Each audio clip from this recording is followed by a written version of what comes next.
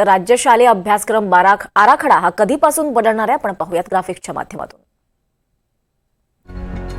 तर शैक्षणिक धोरणाचे शैक्षणिक वर्ष 2025-26 पासून पहिलीच्या अभ्यासक्रमात बदल होणार आहे।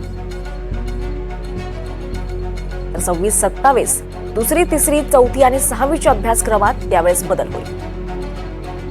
तर शैक्षणिक वर्ष 2027-28 साठी 5वी, 7वी, 9वी आणि 11वीत आराखडा लागू होईल।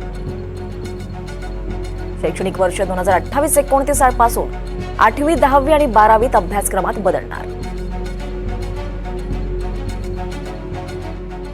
दरम्यान महाराष्ट्रात शालेय शिक्षणात मराठी भाषेची सक्ती केलीच आहे, मात्र राष्ट्रभाषा ही आलीच पाहिजे अशी प्रतिक्रिया फडणवीसांनी मांडली आहे। असं आहे की नवीन शिक्षा नीती ही यापूर्वीच आपण लागू केलेली आहे, त्यामुळे याच्यामध्ये कुठलेही नवीन निर्णय आपण घेत नाही आहोत।